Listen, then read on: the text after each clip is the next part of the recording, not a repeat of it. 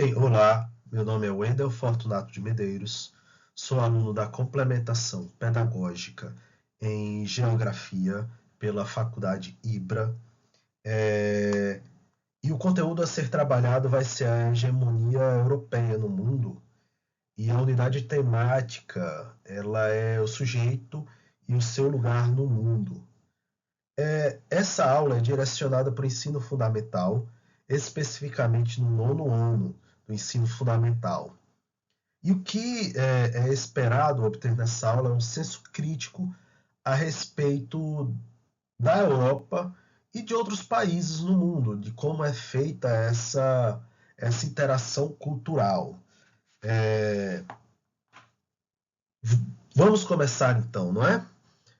Vamos fazer uma análise crítica sobre a influência econômica, política e cultural da Europa em diversas regiões do mundo e entender o que é o eurocentrismo. Como nós sabemos, a Europa, o velho continente, ele tem forte influência até hoje na cadeia global. E ele molda as dinâmicas políticas, sociais e econômicas do mundo. E nós vamos entender como isso acontece, e eu vou convidar os alunos, vocês, a realizarem uma análise crítica sobre tudo isso. Uma análise que é de suma importância formarmos cidadãos críticos na nossa sociedade. A definição de hegemonia é basicamente o quê? Um país que influencia os outros. Pode ser no seu entorno ou não.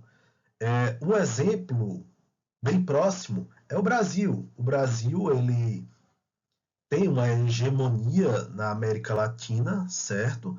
Ele influencia muito a América Latina, a Argentina, Bolívia, Guiana Francesa e assim por diante. E ele também tem uma influência muito forte em países do continente africano, principalmente com a sua mídia, certo? A mídia brasileira é muito forte. E isso é o que acaba influenciando nas outras nações, certo? E nós vamos estudar isso. A influência econômica, ela vem como? Imagine a Europa. A Europa, ela consome muitas frutas brasileiras. E como é que ela influencia economicamente no Brasil? O governo europeu vem ao Brasil, ou mesmo um investidor, e ele diz: eu não quero produzir grãos no meu país, eu quero que outro país produza esses grãos. E eu quero que esse país faça o que eu bem entender em benefício próprio ou em benefício à minha nação. E é aí que entra. A, ele vai injetar investimentos no agronegócio brasileiro, certo? Na produção de frutas, e, em troca, os produtores irão entregar essa matéria produzida a custos muito baixos, certo?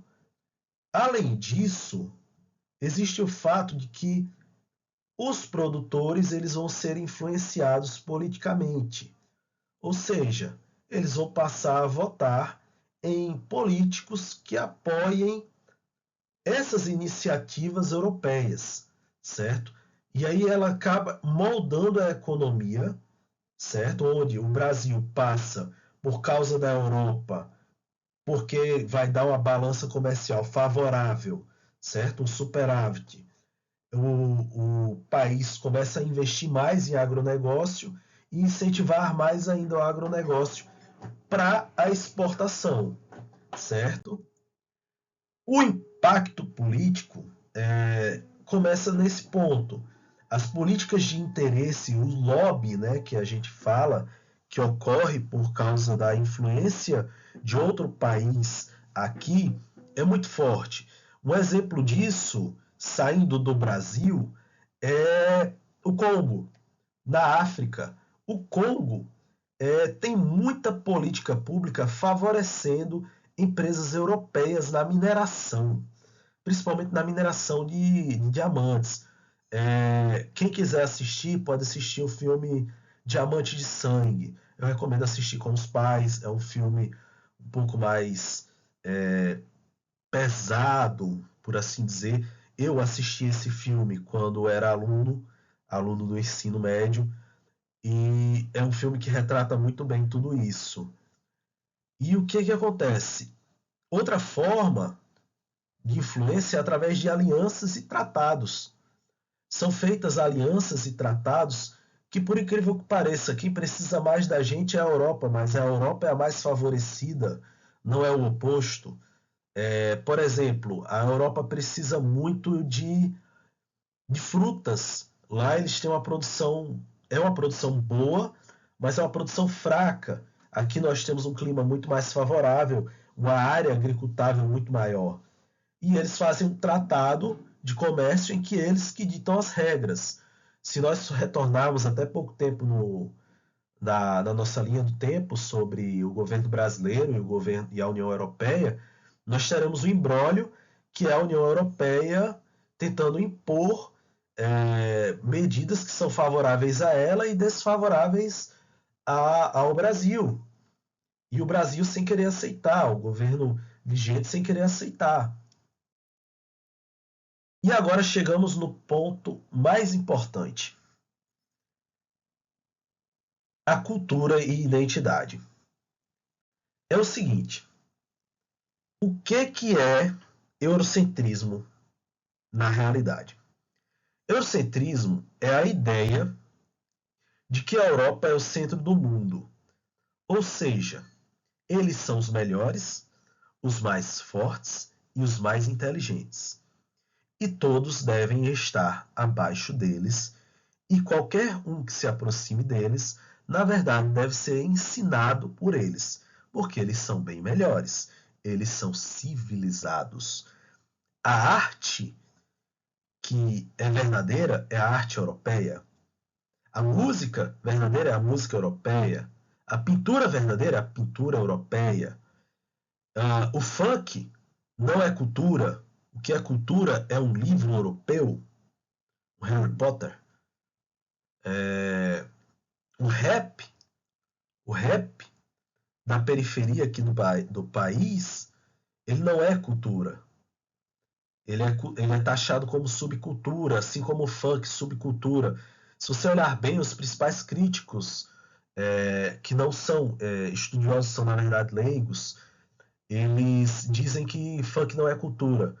Mas se nós regredirmos ao passado sobre um carinha lá dos Estados Unidos, que ele fez um estudo sobre os ritos corporais dos naciremas, ele fala que cultura é um conjunto de regras criados pela própria sociedade. Então, assim, o funk é cultura, é uma reprodução da sociedade, é uma regra da sociedade. Então, é cultura sim. E cultura, de acordo com alguns filósofos, é tudo aquilo que lhe traz, cultura do entretenimento, né? É tudo aquilo que lhe traz algum ensinamento. Então, se você tirou algum ensinamento, tirou alguma emoção, tirou alguma coisa dali, perfeito, é cultura. E o que a Europa quer é homogeneizar essa cultura. Tudo tem que ser semelhante a ela. A música clássica tem que dominar tudo. E aí nós temos influência em todas as regiões. Da África ao Oriente Médio, ao Extremo Oriente, tudo é influenciado por essa força europeia. Alguns países rechaçam isso. E como eles fazem isso? Eles criam identidades nacionais, tentam reforçar a sua própria cultura e não aceitam. Aí vem o nacionalismo, né? E não aceitam essa mudança da identidade cultural e tratam a identidade cultural como uma questão de soberania nacional. Por exemplo, no Brasil nós temos o dia do Saci caindo exatamente no Halloween. Para quê? Para forçar a população a valorizar o dia do Saci. Os exemplos históricos, como vocês podem ver na imagem, nós temos o grande exemplo da hegemonia, foi a colonização, especificamente da África, né, a partilha da África. Foi uma coisa em que eles diziam que estavam trazendo a civilização a estes países, desbarbarizando estes países. E houve inclusive um político, né, da época que recebeu um país, eu não vou citar qual, e causou um verdadeiro massacre nesse país.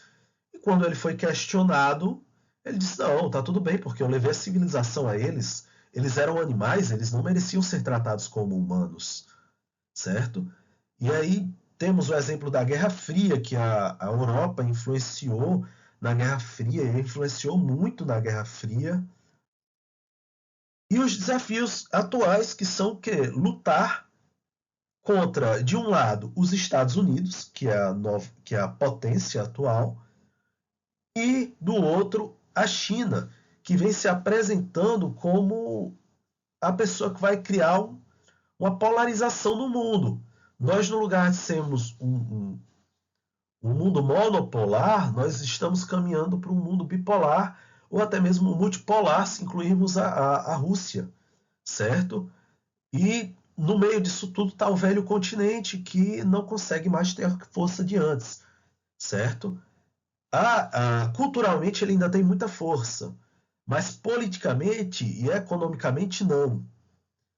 E é nesse ponto em que o velho continente está sofrendo muito. As perspectivas futuras é que o seguinte: nós vamos ter um multilateralismo no mundo, isso é evidenciado pela mídia, é evidenciado por sociólogos, por geógrafos como eu, né? E a Europa ela vai ter que se adequar. A inteligência artificial está vindo, é a chance da Europa crescer novamente, mas ela vai ter que competir com a China. E a China é uma forte competidora, né? Como conclusão, é, é muito complexo falar sobre a hegemonia europeia, sobre o eurocentrismo em si. A gente precisa de muito mais conteúdos, eu acho que muito mais mesmo conteúdo para poder a gente tratar disso, certo? E olha, muito obrigado. Qualquer dúvida, fala comigo no meu e-mail. E olha, um forte abraço, viu, gente?